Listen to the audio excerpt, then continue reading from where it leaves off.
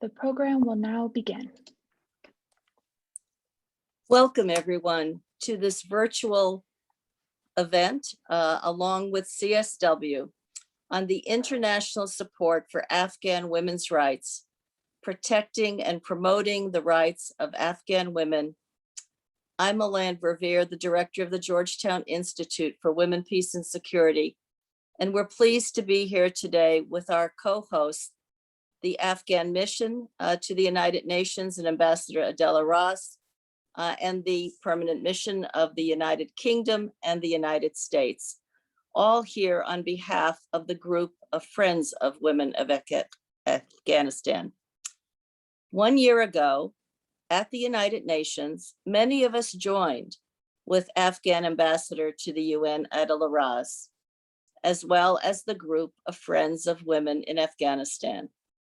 It was a critical moment for Afghan women. Peace negotiations were expected to begin.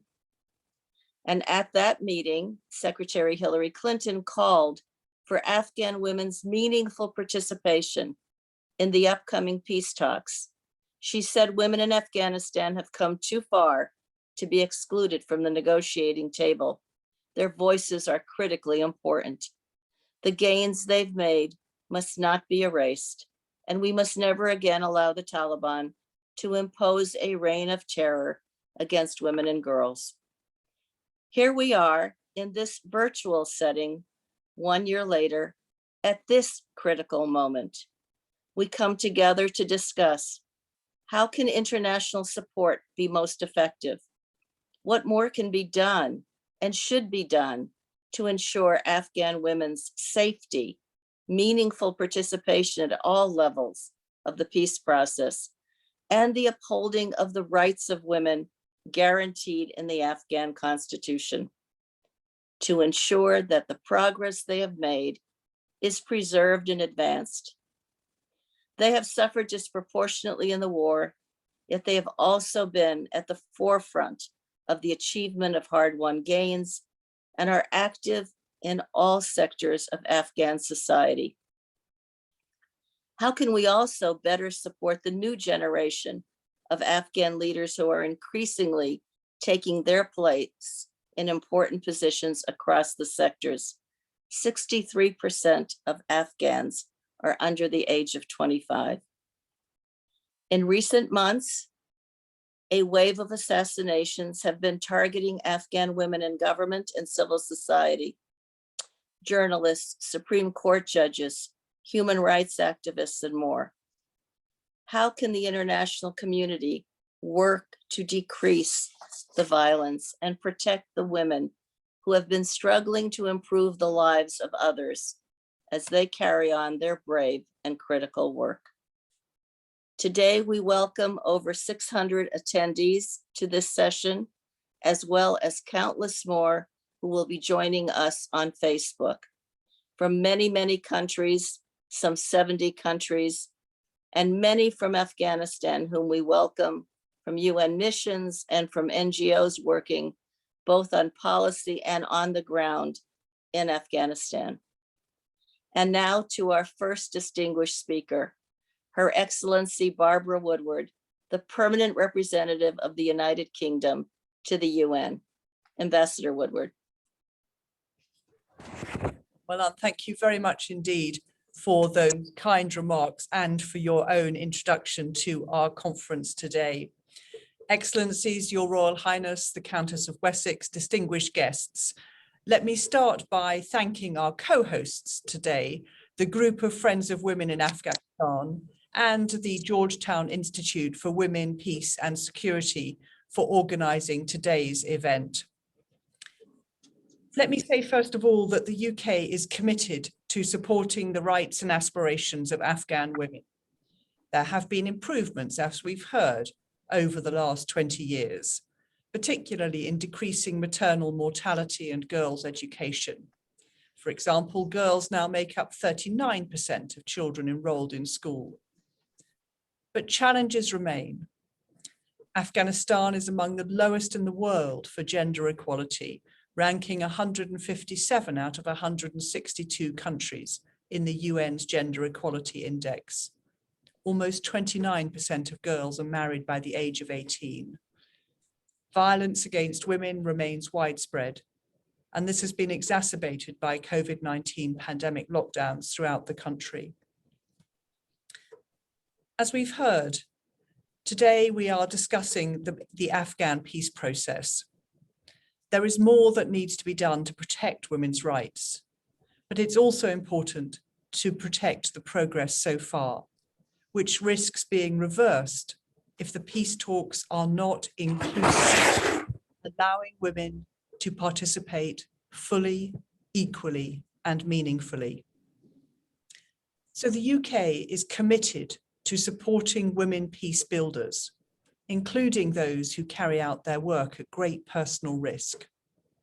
The UK has supported the International Civil Society Action Network to develop a protection framework for women peace builders, and I encourage others to adopt the recommendations on how member states can support their protection.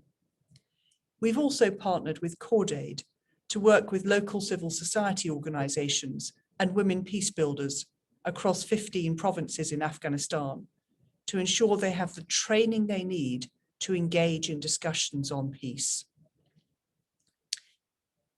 Last month, UK Prime Minister Boris Johnson spoke to President Ghani about the peace process.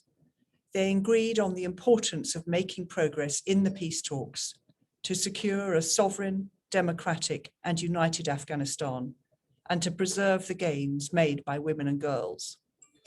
It's a particular pleasure for me to arrive here in New York and discover that Adela and I are co-chairing the Friends of Women of Afghanistan. 20 years ago, when I was in our foreign ministry working on human rights, the cover of our human rights annual report was the women of Afghanistan. So it's a real pleasure to come back to this question here in New York. But for this morning, I look forward to hearing the perspectives of all of our speakers. With her commitment for championing women, peace and security, Her Royal Highness the Countess of Wessex will provide personal reflections.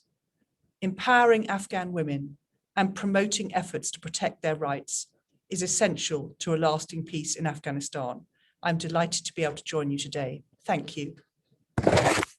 Thank you so much, Ambassador Woodward, and for the Permanent Missions co-hosting this event, and for all that you are doing in the UK to support this effort. We turn now to Her Excellency Elisabeth Millard, who is the acting ECOSOC Ambassador of the United States to the UN. Ambassador Millard. Thank you so much. Good morning, and thank you to Ambassador Raz and your delegation, as well as Georgetown University, for organizing this important meeting and hosting us today. The United States is proud to be a member of the group of friends, as well as a co-sponsor of this event. As International Friends of Afghan Women, today we commend their commitment and service at all levels, in communities, provinces, nationally and internationally, to build peace and prosperity for the future of Afghanistan. This year's CSW theme of women's full, equal, and meaningful participation in political and public life and decision-making makes today a perfect occasion to celebrate the strength, resilience, and perseverance of Afghan women. The stakes are higher than ever as Afghans work to end violent conflict and establish a sustainable peace. Sustainable peace depends on Afghan women's full, equal, and meaningful role in promoting and protecting human rights, good governance, and the rule of law. A durable political settlement and the rebuilding of Afghanistan requires women's leadership and decision-making at all levels in politics, the economy, the security sector, and reconstruction efforts. Afghan women continue to step up and speak out, often at great personal risk, for necessary change in all of these spheres.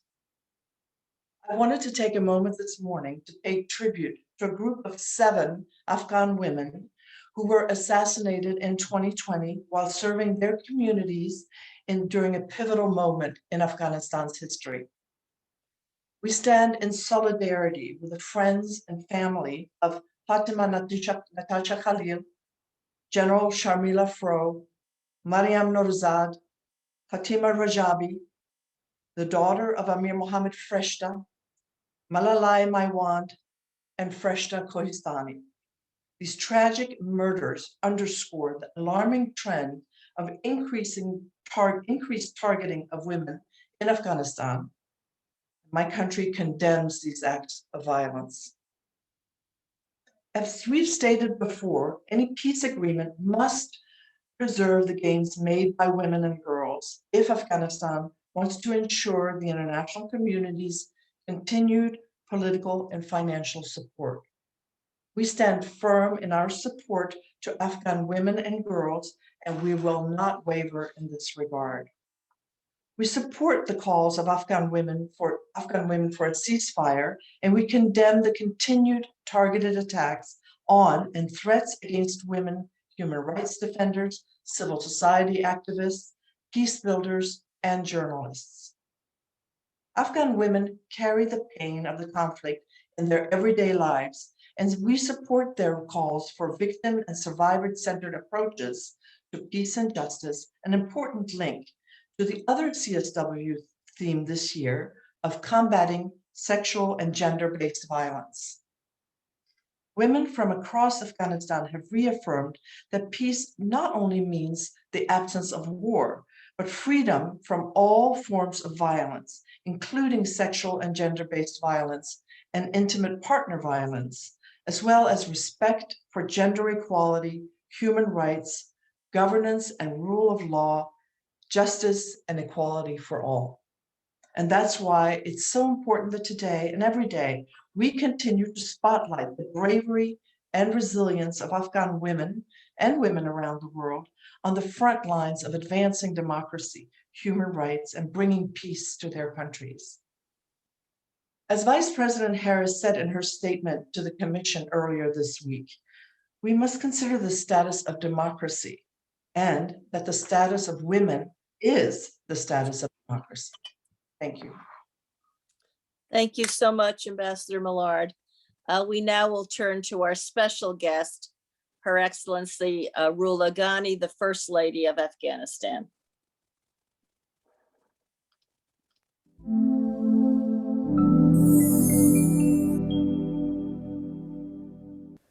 In the name of God, the merciful, the compassionate, Your Excellencies, friends, colleagues, my sisters all over the world, Assalamu alaikum, I come to you in peace. This is the 7th year that I have had the privilege of reporting on the state of women in Afghanistan. For those of you who have followed with me the steady ascent of our Afghan sisters, this past year's achievements are remarkable. A year ago, we were celebrating that Afghan women no longer needed others to speak for them. They were capable to speak for themselves. Today, it would be more accurate to say that not only do Afghan women speak for themselves, they also speak for all the nation. The 4 women sitting at the peace negotiating table in Doha are a case in point. Far from being a symbolic presence, they take part in the discussions with the Taliban, contribute to the argumentation, and regularly interact with international observers. Reluctant at first to consider them as worthy interlocutors, the Taliban have slowly come to appreciate their input. Similarly, a large number of women occupying decision-making posts in the government and in government-affiliated organizations have been making great strides in the professional management of their responsibilities. Judges, prosecutors, the head of the Independent Commission for Human Rights, the head of technical education, the Minister for Education, the Minister for Women's Affairs, the head of the Electoral Commission, the head of the Red Crescent, and I could go on and on. Of course, I should also mention Afghan women ambassadors, a striking example being our permanent representative to the United Nations that you all must already know. 4 days ago, I was attending a gathering of women recently appointed as deputy governors in 21 provinces. It was so uplifting to meet with them and to hear their enthusiasm and their aspirations. Some of them I had met before in their earlier role as social activists and development workers. They were bubbling with ideas, and I am looking forward to witness their achievements. But I will always remember the poem that one of them decided to read. Its title was, "I am not afraid of retaliation." These women in their 40s have had to forge ahead throughout their lives, through obstacles and denigration. Though proud to be assuming such a high position at the level of the province, they are doing it with their eyes wide open. They do not expect a honeymoon period, but are bracing themselves to face resistance and sometimes hostility. Because, unfortunately, with success comes retribution. For the past few months, active members of our society, men and women, have become the target of those who oppose a democratic republic in Afghanistan. More than 20 women were assassinated in the past few months. One by one, they were attacked on their way to or from work. Social activists, journalists, doctors, judges, their only apparent guilt being their determination to build a strong democratic and egalitarian society. They will always have a special place in our hearts. Their sacrifice will not be in vain. On the contrary, it makes us more resolute to continue in our journey towards an Afghanistan where all families will enjoy living and prospering, and where children will be able to contemplate a bright future. May God bless our efforts.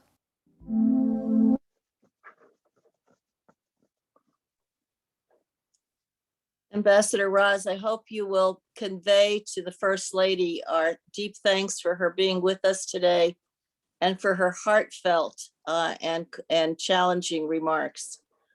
Thank her very much. We turn now to Her Excellency Eva-Maria Limetz, the Minister of Foreign Affairs of the Republic of Estonia. She is the Afghanistan focal point for the Security Council, as Estonia plays that role. Minister Limetz, please. Thank you. Thank you very much, Excellency. Excellencies, Honorable First Lady, ladies and gentlemen, I am honored to take part in this important event as I am personally deeply committed to protecting and promoting women's rights. Estonia and Afghanistan have had close security and political cooperation for nearly 2 decades. And I am very pleased to note that these decades have seen important steps forward, including with respect to the rights of women and girls. We have seen progress with regard to women's access to education, in their political participation and their increasing role in the economy. Moreover, strong women leaders and active civil society prove that human rights are deeply embedded in the current Afghan society and serve as an inspiration for positive change. Achieving lasting peace in Afghanistan is one of our priorities in the UN Security Council. As co-pen holders, Estonia continues to support an inclusive Afghan-led and Afghan-owned peace process that preserves the political, economic, and social achievements of the Afghan people since 2001. It is unfortunate how badly women and children suffer from the conflict, as we just heard from the Honorable First Lady. In 2020, they represented 43% of all civilian casualties.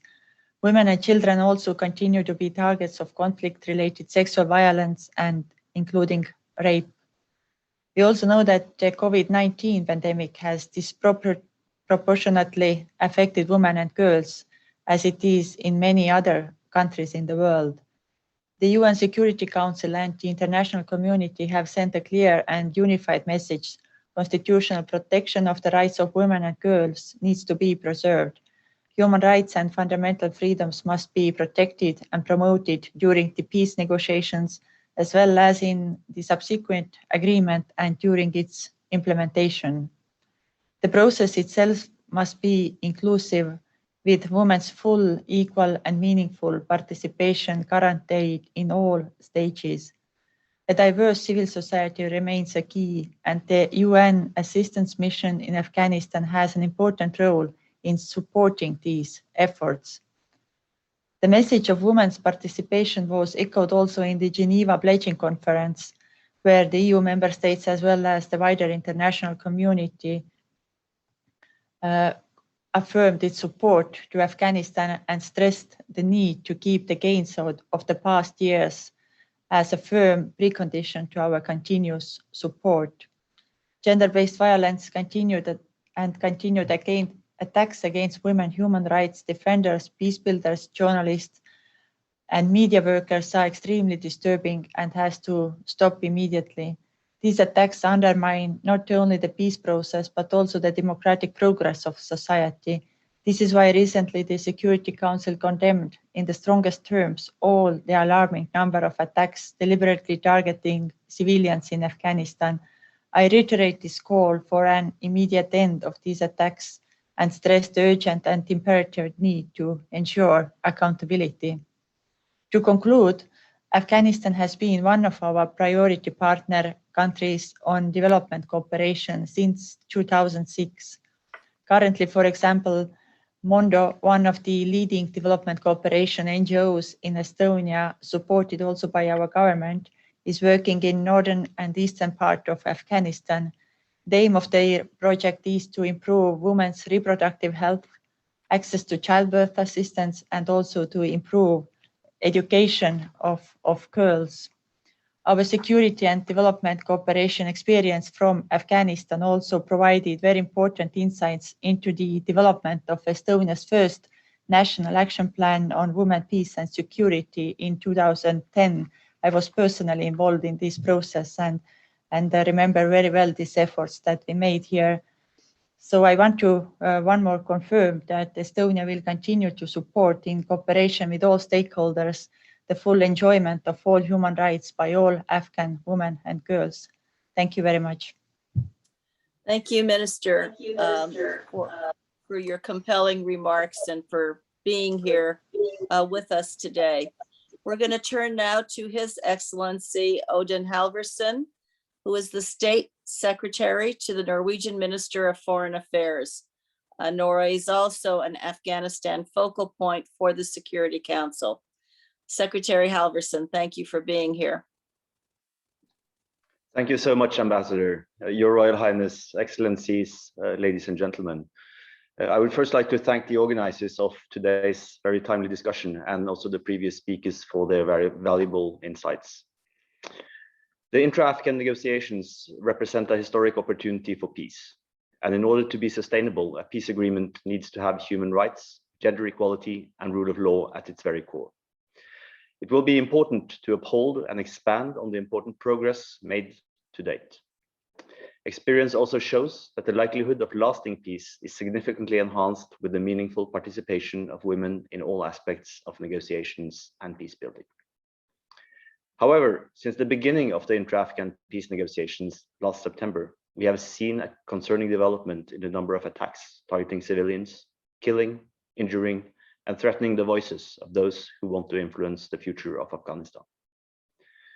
The attacks have targeted human rights defenders, journalists, media workers, judges, prosecutors, religious scholars, healthcare workers, political analysts, civil servants, and other civilians, many of whom have been women, as the First Lady and Ambassador Millard so clearly pointed out.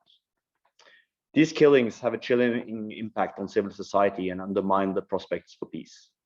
They generate a climate of fear among the population, intimidate individuals and organizations from freely assembling and from expressing their views and grievances at a time where active public discourse is deeply needed. The killings contribute to a diminishing public confidence and hope in efforts towards peace. Since January, Norway has been an elected member of the UN Security Council. And together with Estonia, we have taken on the responsibility of being co-pen holders on the Afghan file in the Council.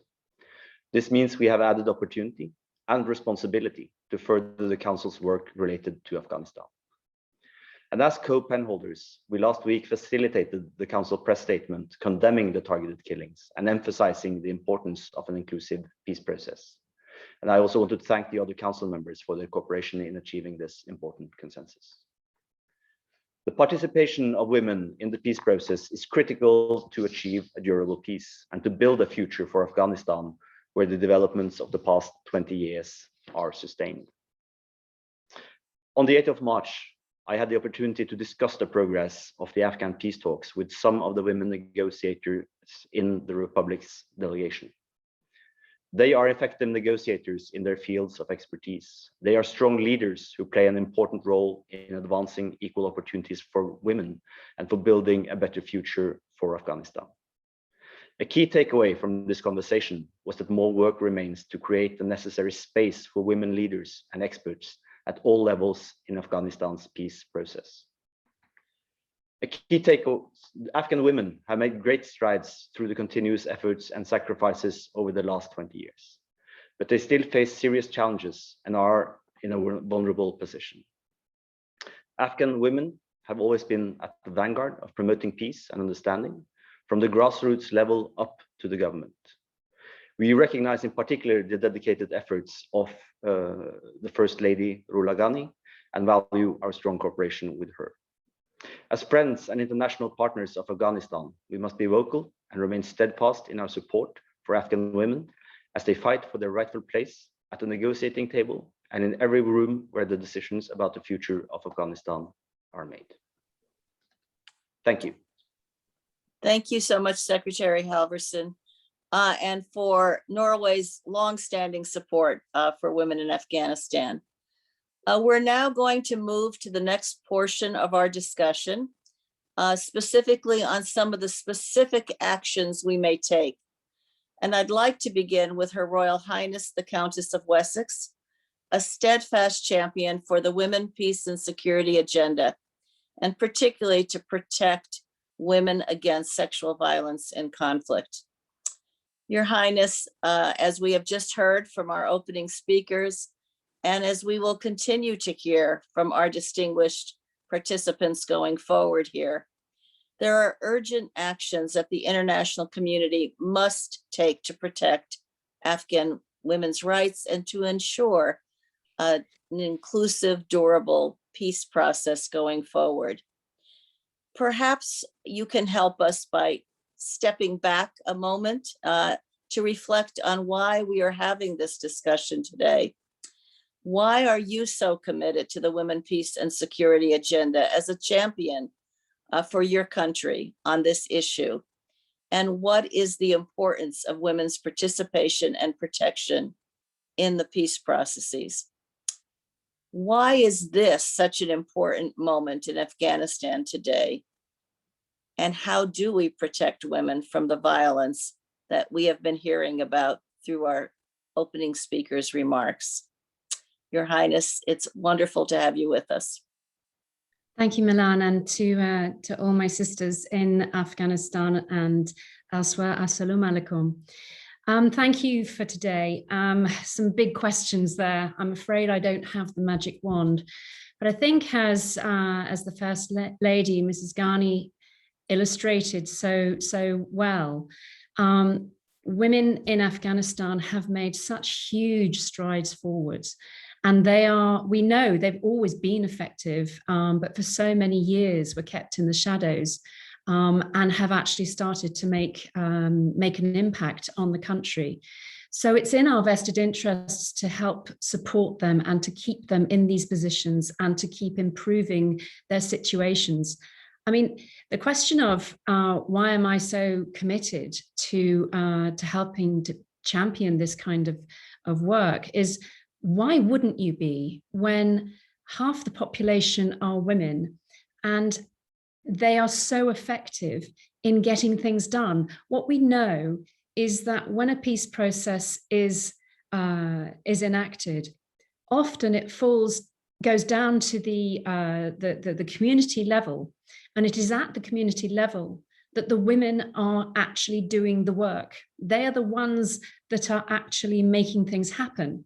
So you ask yourself, why would you not have them at the table to help shape what that peace looks like?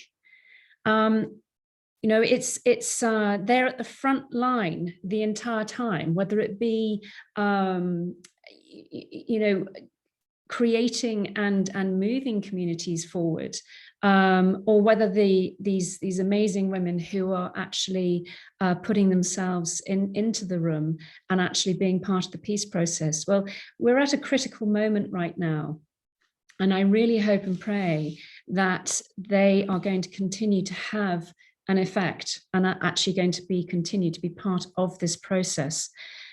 We also have an important question to ask, and it's permanently the question that's sort of the elephant in the room.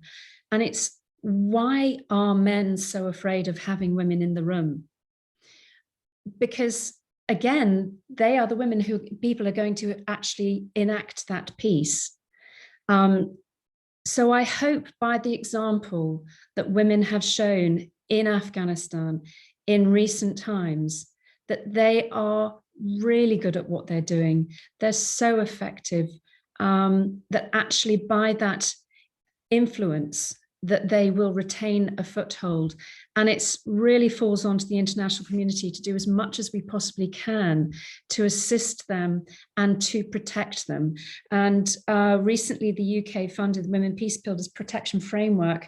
And I really, I echo Elisabeth Millard's voice when I say, you know, I really hope that other countries will take up that baton, because we have seen, as Mrs. Ghani said to us, you know, we've seen some terrible violence taking place, and we have to ensure that the protection of women who put themselves at the front line, that they are well protected. So I don't have, sadly, all the answers, but what I do have is the ability to say, look, let's keep going. We have a duty towards helping them. We have to listen as well. I think it's so important to listen to the women of Afghanistan, to say, what is it that you need? What does the international community need to do more of in order to help support those processes and to make things effective and to move forwards? For me, this is every encounter, every involvement, particularly with organizations such as yours, Milan. You know, I learn more and more, and I think we all do. And every day is a learning day for all of us. And that is why we have to be so open-minded and agile in the way that we are. But thank you for giving me the opportunity to be part of this discussion today. I look forward to hearing more from the speakers that are coming. But I just would say and encourage all of the people on our call today to keep doing what we can to support this process, because it's so important. Well, thank you so much, Your Highness, and for your deep personal commitment to this issue. And you're right. None of us has all of the answers, but we have to keep going, and I'm sure we will. Let's turn now to Her Excellency Rosemary DiCarlo, the UN Undersecretary General for Political Affairs. A truly heavy burden and important role that Ambassador DiCarlo plays in advising the Secretary General on peace and security issues globally. Ambassador DiCarlo, it's so wonderful to have you with us. There have been renewed calls in recent weeks for greater engagement on the part of the United Nations on Afghanistan and in helping to strengthen the peace process, to engage in robust regional diplomacy, and to prepare the groundwork for a peace agreement.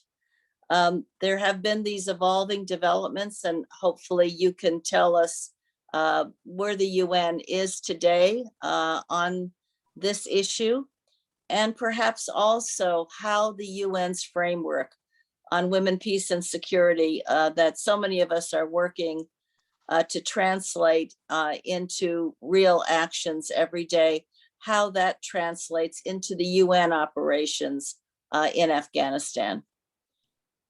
So Ambassador DiCarlo. Thank you very much, Ambassador Revere. Let me just start out by saying that the United Nations has been on the ground in Afghanistan since 1949. We've provided good offices. We've accompanied Afghanistan through elections, security transitions. Today, our mission, excuse me, the United Nations Assistance Mission in Afghanistan, or UNAMA, remains the largest special political mission the UN has deployed. UNAMA today is providing technical advice to political actors on inclusive mediation, providing and sharing lessons from other peace processes. But we're providing this advice not only to the political actors, but also to civil society groups to ensure that they're informed and ready to engage. The main track of negotiations is in Doha, and my colleagues from UNAMA are a steady presence on the ground in Doha, outside the room, outside the negotiating room, but close to the parties. And our special representative, Deborah Lyons, who heads UNAMA, has made frequent visits to Doha to support these negotiations. Now, on the ground in Afghanistan, we're also working and engaged on local peace initiatives. Now, we know that local initiatives do not necessarily translate into national peace agreements, but they do foster dialogue, and that will be assets when national processes do take shape.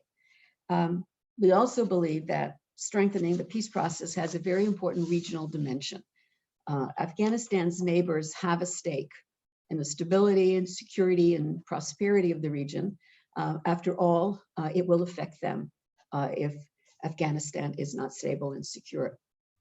For that reason, the Secretary General has appointed a personal envoy just this week, Jean Arnaud, known to many of you.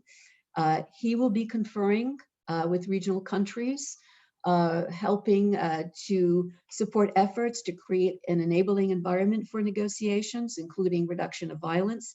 Jean's going to work very closely with Deborah to ensure that the UN provides the utmost support to promote a sustainable peace in Afghanistan. Now, as far as engaging women, we've been promoting women's participation in civic and political processes for a long time. We've built a lot of relationships and partnerships with women peace builders throughout the country. We've been backing platforms, for example, such as radio, television, and social media that facilitate an exchange on the peace process and support the meaningful inclusion of women, explaining why women need to be included. Just over the past 3 months, we've backed door-to-door consultations on the peace process with over 1,500 women who otherwise would have had limited access to civic affairs. We facilitated discussions between women religious scholars and community representatives on women's rights and political participation. In 2019, it was in July of 2019, I joined the UN Deputy Secretary General's delegation to Afghanistan. She brought a group of senior UN women to meet with women representatives to show support and encourage them in their participation in a peace process.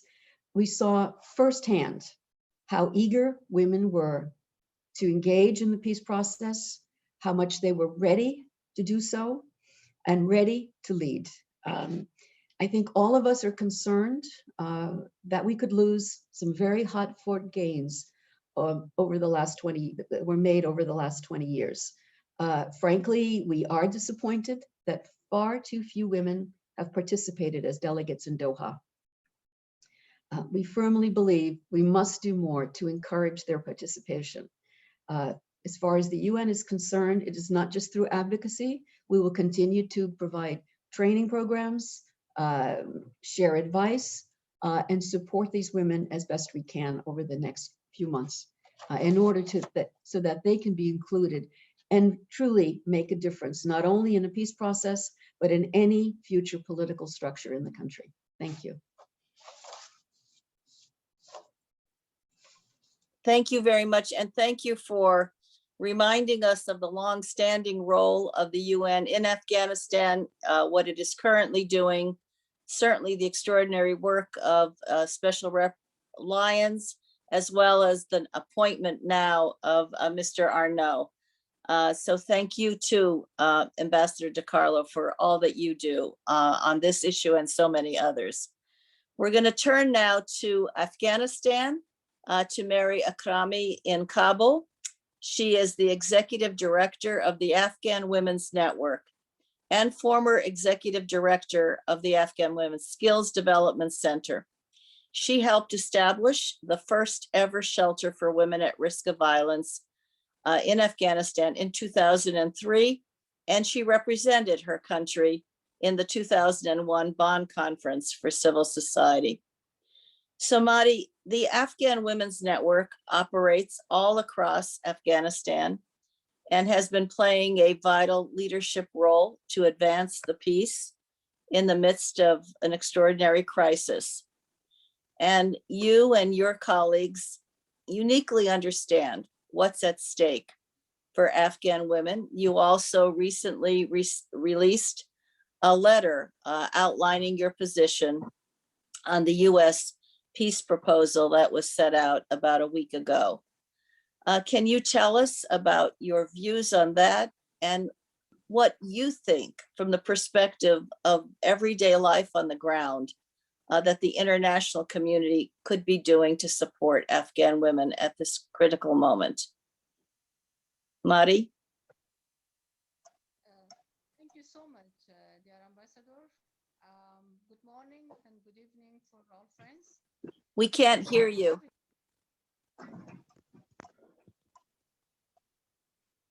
Can you hear me now? I'm so sorry for. Yeah, a little bit. Can you be louder? Yeah. Thank you for having me in this important and timely event.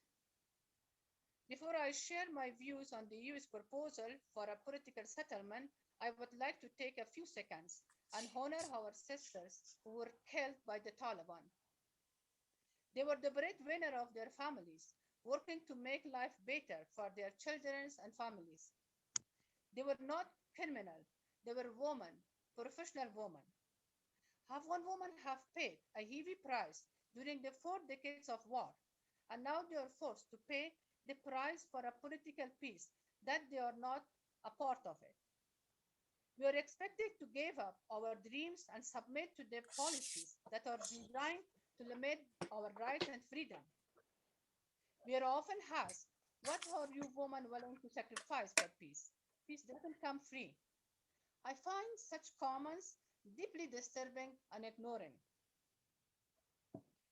What do we have to give up? The right to education, the right to employment, the right to have control over my body, the right to have access to healthcare, the right to be treated as an equal human being? Well, Afghan women were forced to give up all of these 25 years ago. We were reduced to live with no rights and no dignity.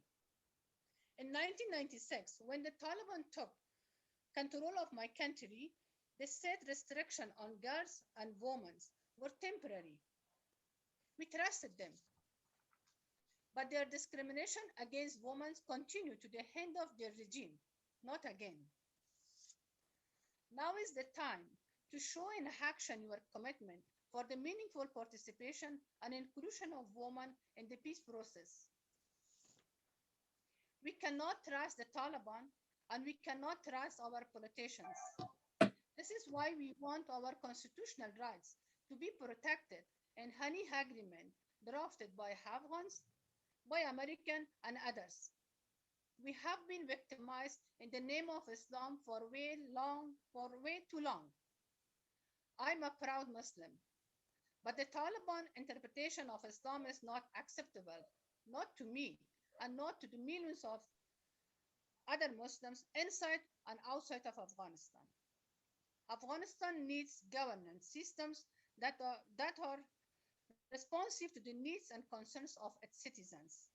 In the 21st century, we want the protection of women's social, political, cultural, and economic rights. We do not want to be discriminated against because of our gender. My message to the international community is, do not be a silent observer. Use your leverage. With all sides, do not another costly mistakes happen under your watch. You are more than half of our society. We deserve to heard, included, and respected. Take the Afghan government and the international community, and the Taliban accountable for their discriminatory policies and action against women. Consider and implemented the UN Resolution 1325 in all your policies and decisions. A lot has been said about how important it is to include women in peace process. Today is the time to stand with women of Afghanistan as we are at the front line, fight for our rights and struggle for our rights. Do not forget us again. Thank you so much for having me. Thank you, Mari, and thank you for all that you are continuing to do under great stress. We're going to go now to His Excellency Andreas von Brandt, who is the ambassador of the European Union in Afghanistan. Mr. Ambassador.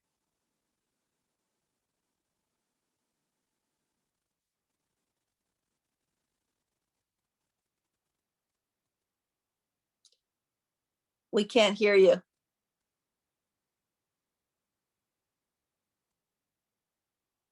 We can't hear you.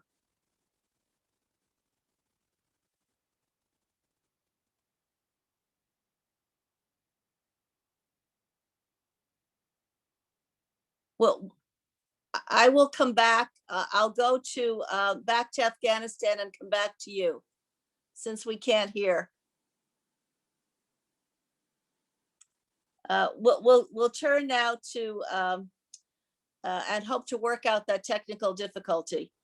We'll turn now to Shkula Sadran, who is the Afghan youth representative to the United Nations, where she engages young Afghans to share to share ideas about promoting peace, security, and positive change in Afghanistan, and representing her peers and their vast numbers at international events, including the Security Council. Shkula, there's often little recognition of just how young Afghanistan's population is and the demographic changes that are occurring in the country and have occurred over the last 20 years. Your generation has grown up in a different country post-2001. Give us a sense of what you and your generation want for Afghanistan. What are your red lines and how are you contributing to society today? Shkula, please.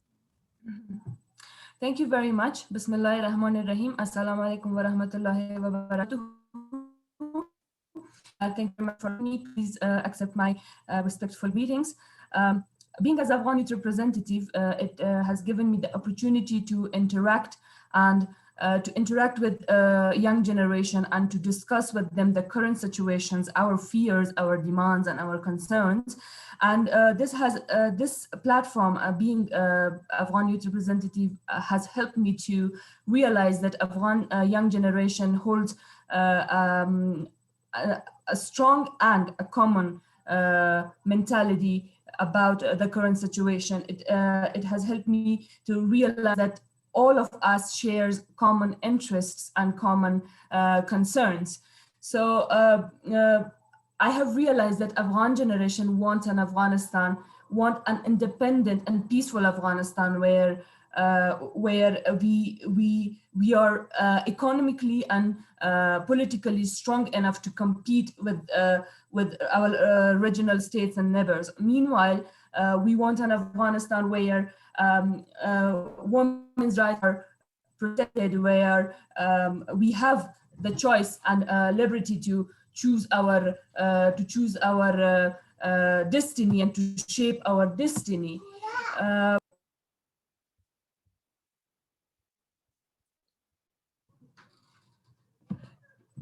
shape our destiny and to use our voice for our desires and concerns. Meanwhile, we want Afghanistan where the freedom of speech is protected and preserved. Anything that damage our national interests and our liberties and our rights is not acceptable for us.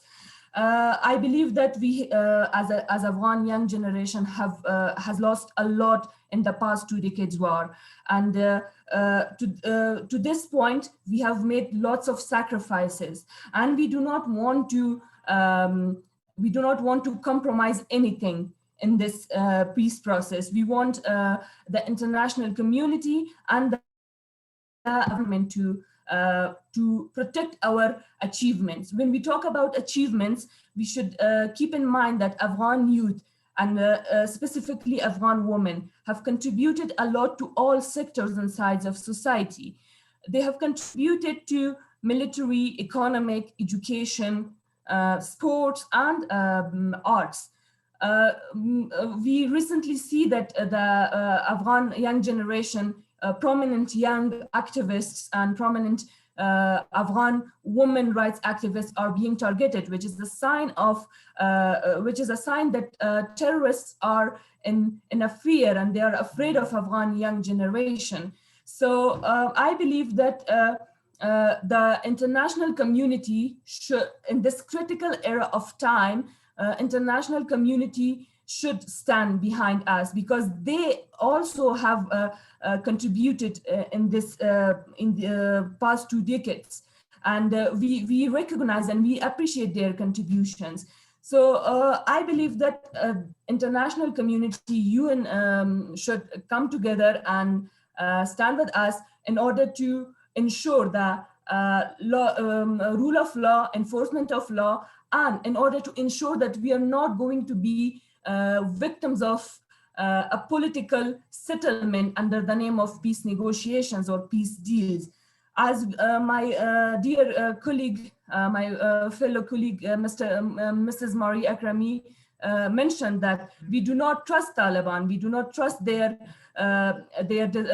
plans and their mentality. We believe that they still hold the same mentality, and even they are more dangerous than previous than past years. So we need that ensurement. We need that ensurement from international community, because if Afghanistan fell in once again in a war, in a civil war, this will be very critical and very dangerous, not only for the region, but for the entire world. This is all. Thank you very much. Thank you, Shkula. And now, hopefully, Ambassador von Brandt's technology has been worked through, and you can tell us, sir, what is the EU's position on the current peace process in Afghanistan? And as these discussions are still in flux, what more can be done to strengthen and advance the process and ensure that it achieves an inclusive and durable peace outcome? Ambassador, please.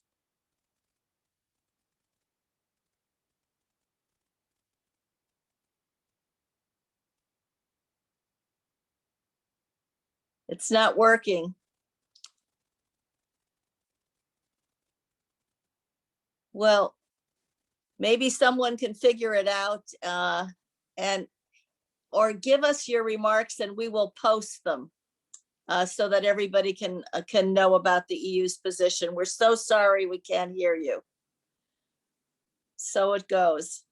We're going to now turn to interventions from the member states, beginning with Her Excellency Ambassador Geraldine Byrne-Nason, the permanent representative of Ireland to the United Nations. Always good to see you, Madam Ambassador. Thank you very much indeed, dear Ambassador Milan. Great to see you too. And a big thank you to all the conveners of this morning's really important event. Ireland is really proud to be a member of the group of Friends of Women in Afghanistan, and we work very closely with Adela and Barbara here in New York, making sure the light keeps shining on these important issues. My message, Milan, this morning would be really short and simple. We simply have to keep up the pressure on behalf of the women of Afghanistan if we are to deliver on the promises we have made as an international community and as the UN. I want to thank our really excellent speakers this morning, particularly because our discussions have been frank, and I have to say some of the statements unforgiving. That's exactly what we need to hear right now. Please keep saying that. Ireland certainly will amplify your voice whenever and wherever we can. And in particular, as a newly elected member of the UN Security Council, we plan to keep this issue absolutely front and center in our discussions on peace and security. We co-chair the group of the Council on Women, Peace and Security, so you can depend on us being there for you. The occasion of the CSW, as we know, is usually one of joy and some celebration, but I also believe, frankly, it's a time for clear-eyed assessment about the work that's actually needed to advance women's rights globally, and where more are needed now than to look at Afghanistan. We have all seen and heard this morning about the shocking levels of targeted violence endured by women, from human rights defenders to journalists, judges to doctors. It's a product of systematic oppression of women, gender inequality, and a lack of respect for human rights. As the peace talks continue, and I fully agree with Rosemary DiCarlo's important point on this, we wanted to see more women in Doha. Now we're calling for the full, equal, and meaningful participation of women in formal and informal peace talks as these discussions continue, Doha and onwards. And certainly we want to see women taking their place at the table afterwards. On International Women's Day here just 2 weeks ago, Ireland hosted an informal meeting of the Security Council, an ARIA meeting, where we reflected with members of the UN about how the UN can itself and be held to account, but also hold others to account in ensuring women participate in peace talks. And I have to say that Adela's contribution to that meeting stayed with me, a simple and straightforward message again that said peace will fail if women's rights are not guaranteed. I can do no better than echo that in conclusion. And Milan, just to say to you that this is not the time for us to let Afghan women down. Thank you very much. You're so right, Madam Ambassador. Thank you very much. We'll turn now to Her Excellency Ambassador Ascoltan Atayeva from the Permanent Mission of Turkmenistan to the UN. Ambassador Atayeva? Yes, thank you. First of all, I would like to thank the Permanent Mission of Afghanistan to the United Kingdom and the United States on behalf of the group of Friends of Women in Afghanistan with the Georgetown Institute for Women, Peace and Security for convening today's important side event.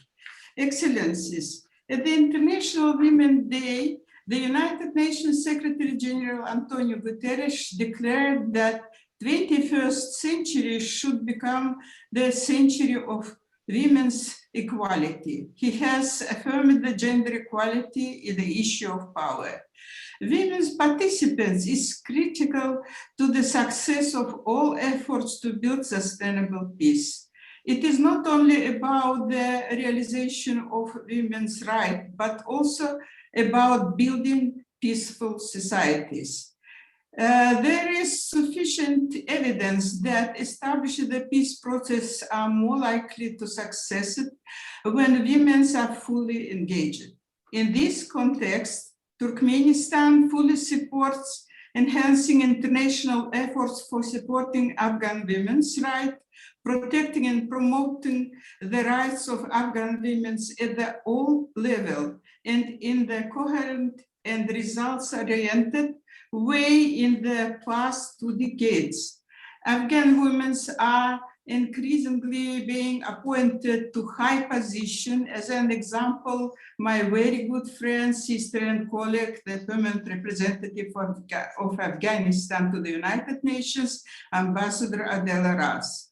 Turkmenistan strongly believes that the education of women and girls, especially in rural areas, should be provided as a key to the true progress on the women's improvement to bring about social transformation. It is our principal position that Afghanistan should not be viewed as a source of challenges, but as one of opportunities based on its economic integration into Central Asia and through its connectivity and investments in regional infrastructure, trade and transit transportation projects. At a country rich in human capital, women must be achieved in these processes, and we are privileged to be able to help. We encourage and appeal to donor countries to allocate more scholarship for women and girls from conflict-affected countries. Turkmenistan actively develops partnership with Afghanistan on the wide range. Many Afghan students are studying in Turkmenistan institutes on higher education, while those who already completed their studies work in various states, entities in Afghanistan, thus making an input into the development of their country. The government of Turkmenistan renders assistance of humanitarian scope to the fraternal country, including the construction of number of social facilities. The government of Turkmenistan has built a school in Balkh province, health center in the province of Faryab, and maternity hospital in Herat province. Most recently, on January 14, 2021, the President of Turkmenistan and President of Islamic Republic of Afghanistan launched new infrastructure facilities via a teleconference that brought together participants from both countries. In conclusion, I would like to emphasize that in Afghanistan, like in any other country, lasting peace and stability can be achieved only if women's voices are both heard and considered. Thank you. Thank you so much, Madam Ambassador. And we will now move to Her Excellency Ambassador Karen van Vleerberg, who is the Deputy Permanent Representative of Belgium to the United Nations. Thank you so Ambassador. much. Thank you so much, Ambassador Verveer. We thank the missions of Afghanistan, UK, and US, together, of course, with the Georgetown Institute, for organizing this interactive discussion, and a special thank you to the First Lady of Afghanistan and Her Royal Highness, the Countess of Wessex, for their very inspiring opening remarks.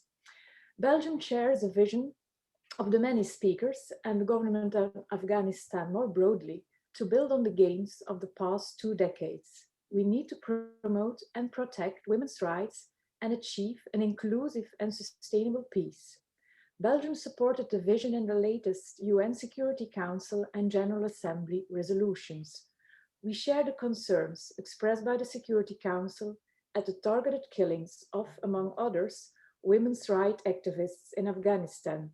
There can be no impunity for the perpetrators.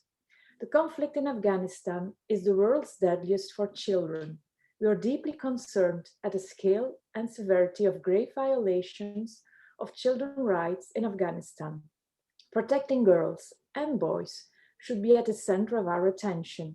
We urge all parties to swiftly implement the recommendations agreed by the Working Group on Children and Armed Conflict. From our side, Belgium is supporting the implementation of the National Action Plan for the Resolution 3025 together with UN Women. Through the EU, we are working to prevent and end violence against women in Afghanistan through the Joint Spotlight Initiative with the UN. The EU has clearly stated that any future support will be conditional upon the continued commitment of Afghanistan to promoting and protecting the rights of women.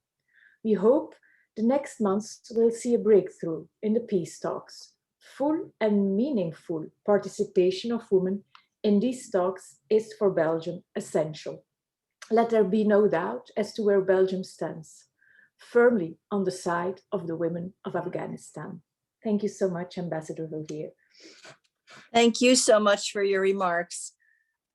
Is the ambassador or the deputy perm rep of Germany with us? I don't see him.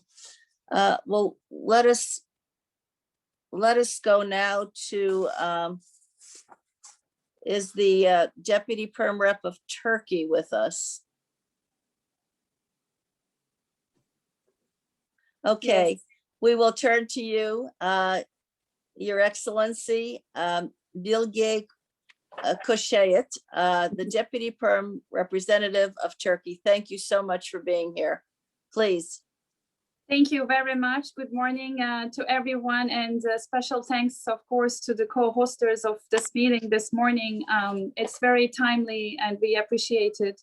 I just briefly wanted to join others who spoke before me to emphasize our strong support, Turkey's strong support to women and girls in Afghanistan. We are committed to the protection of women's rights, and we commend their resilience and perseverance in their work for the future of their country. And we commend the targeted violence against women, which is unacceptable. And we stand in solidarity with those brave women and girls in the country who lost their lives merely for wanting to have better education, merely for exercising their professions, which many of us in other parts of the world take for granted. So just wanted to add my voice for supporting the cause of Afghan women. We are, of course, ready to our part in the platforms that we are active in terms of the intra-Afghan negotiations and Afghan peace process, so that the women have their meaningful place in the negotiating table, as well as making their voices heard in terms of their rights, and then the achievements that they have made over the past decades are not rolled back. As we have said in other platforms, we do not think that the peace in Afghanistan should be at any cost, because we believe that peace gained at the price of women's rights is not peace. So we will be actively supporting women's rights and being in cooperation with other colleagues inside this group of friends, so that women are included in the negotiating table and they are represented for the future of their country. Thank you so much for this meeting. Thank you for your remarks. Is the representative of the French mission with us? Ms. Dimlabe? Yes, she's here. Good morning to everyone, and thank you. In the optimism around the peace talk, it is imperative that women are not sidelined or excluded. And though limited, women have a seat in Doha, even if only on one side on a table. And we must encourage them to have a full participation. Peace will not be sustainable without women's full, equal, and meaningful participation. We cannot and should not accept the fallacy that women are absent because of insufficient adequate profile. We've heard progress from the talk in Doha.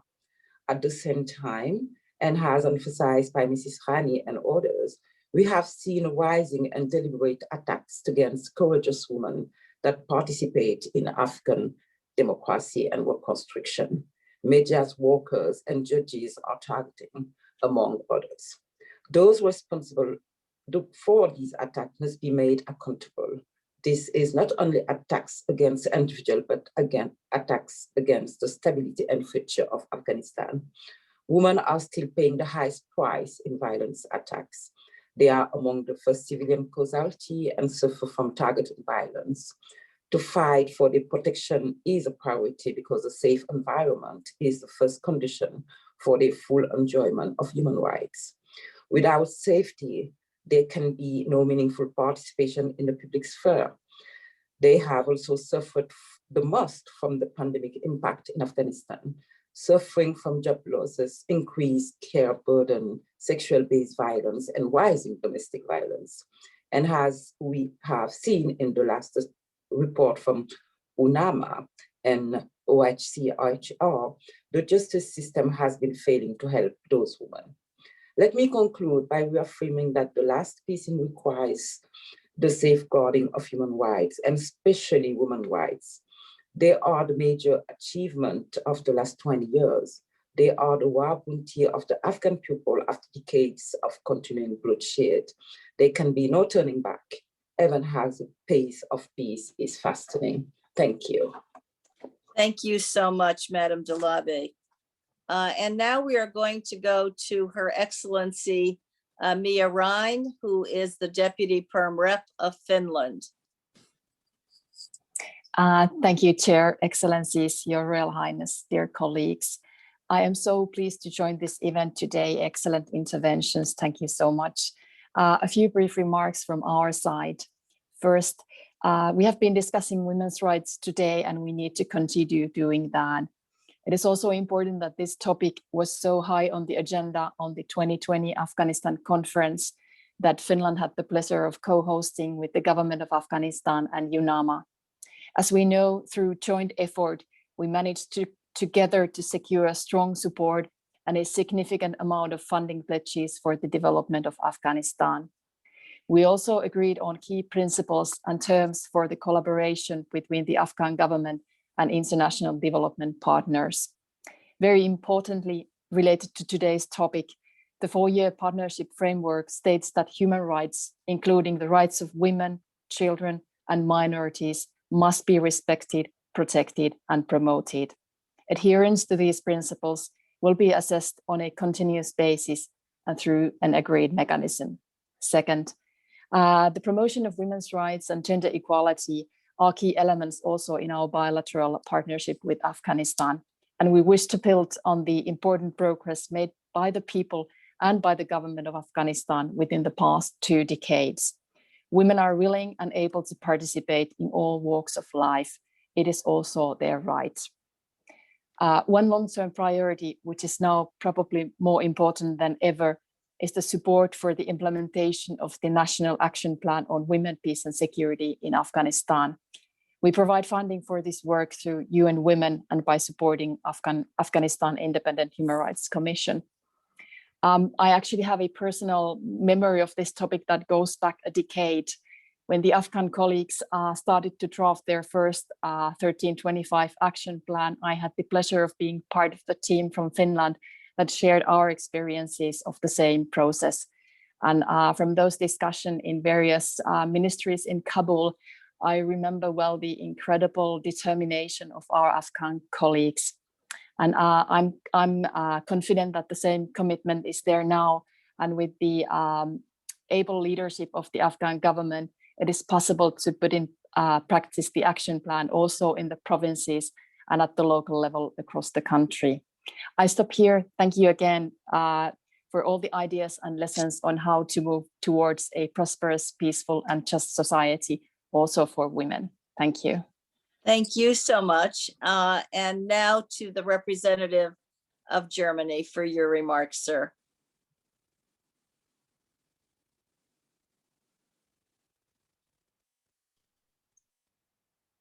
Yes, please, Mr. Schroeder. Yes, thank you very much. And I thank you, the Georgetown Institute for Women, Peace and Security, for the invitation.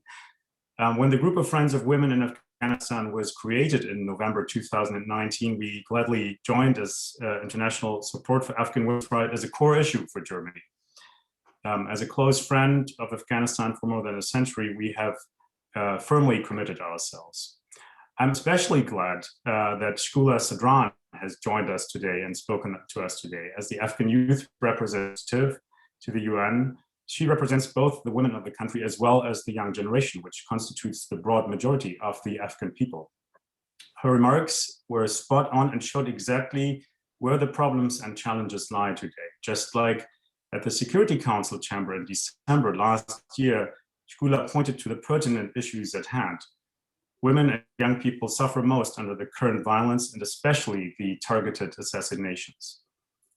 Just a little more than 2 weeks ago, in the city of Jalalabad, journalists Mursal Wahidi, Sadia Sadat, and Shahnaz Raoufi of the ECOSOC television station were shot dead. A few days later, a female gynecologist Dr. Sadaf Elias, was killed in another attack.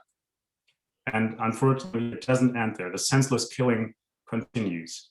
Women are deliberately targeted to strike fear in people's hearts. Afghan women have organized decades ago and ever since had to struggle with so many attempts to silence their voices.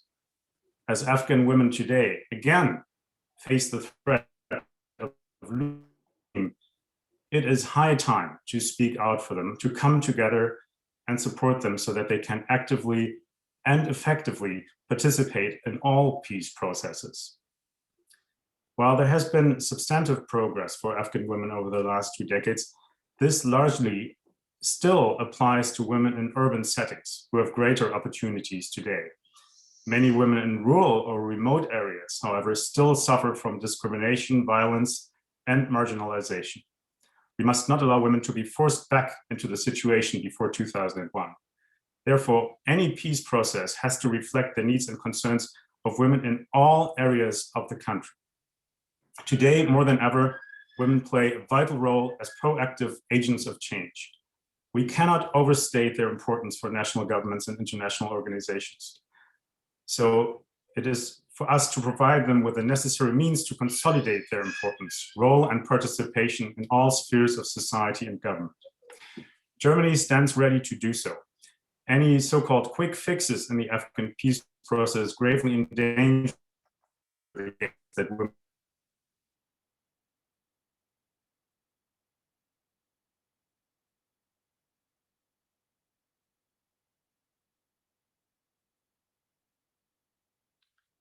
I guess we have.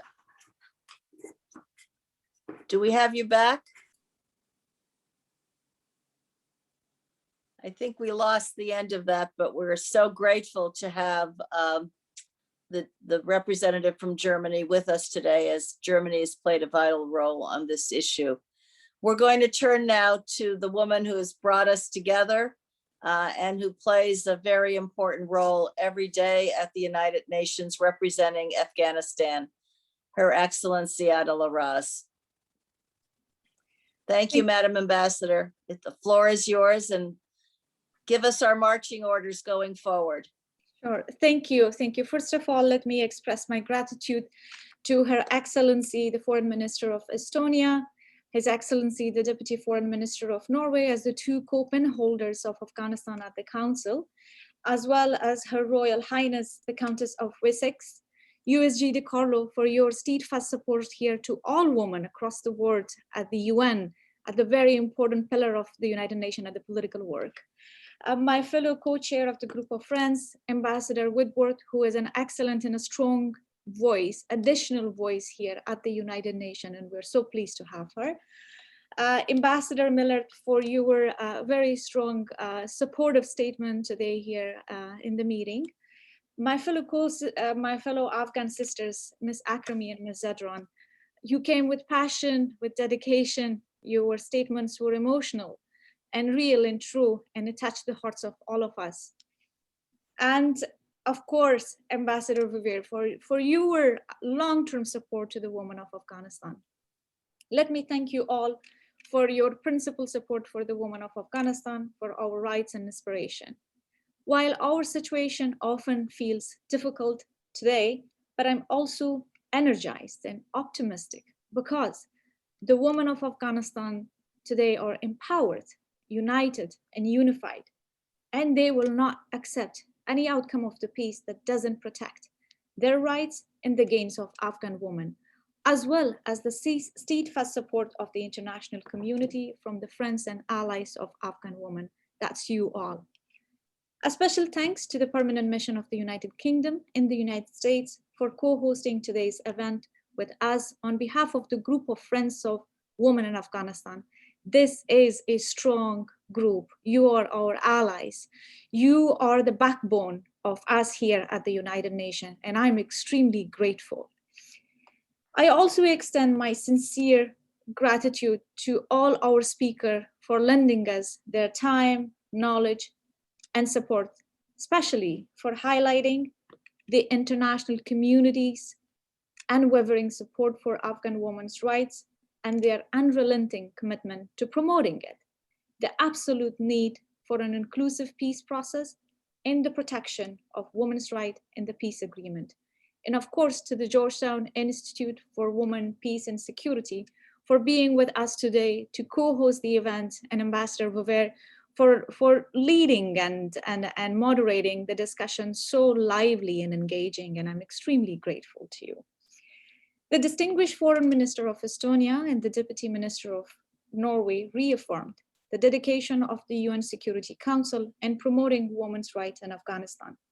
The Council's support will be vital in the months ahead, and Estonia and Norway's commitment in ensuring the protection of women's rights gave us confidence that Afghan women can count on the Council.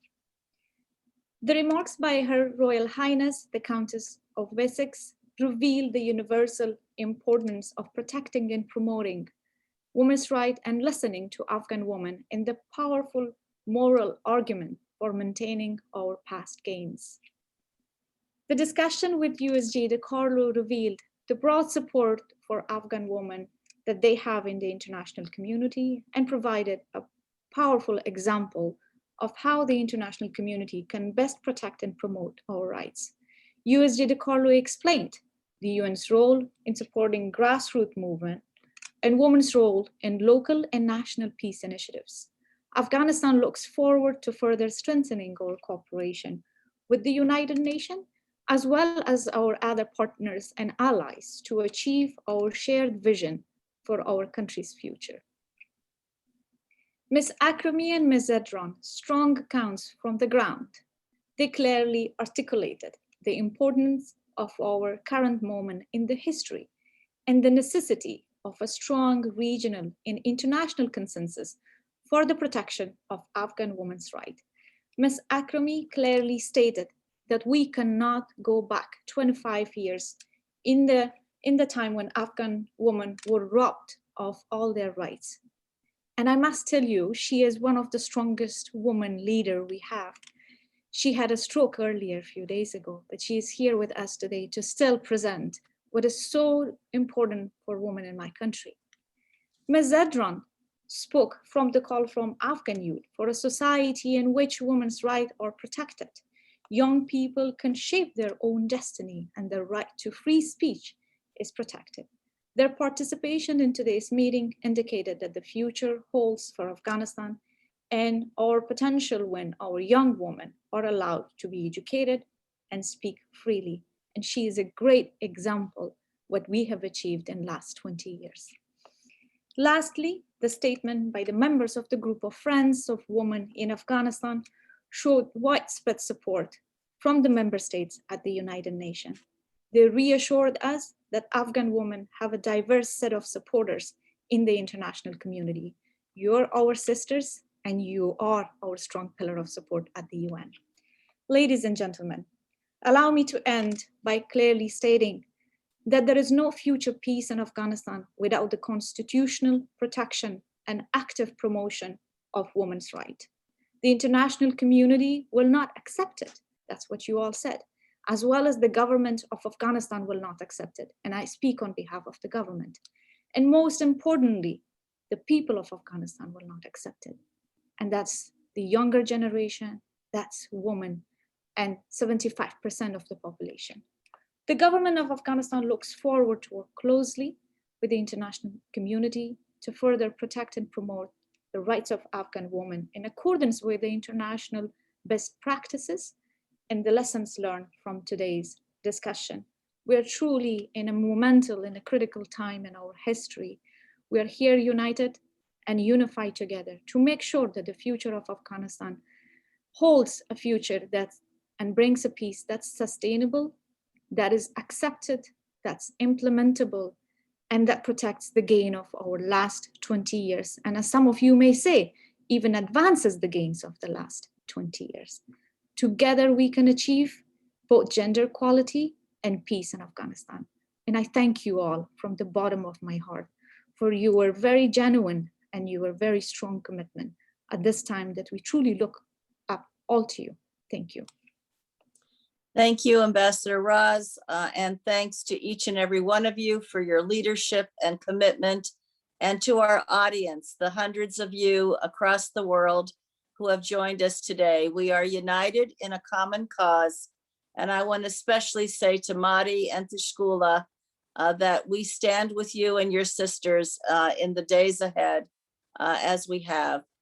So thanks again to each and every one of you. The event recording and key recommendations will be available on the Georgetown website, and the site is in the chat box for your convenience. So thank you again, ever onward, a lot of work ahead. Bye, everyone. Thank you.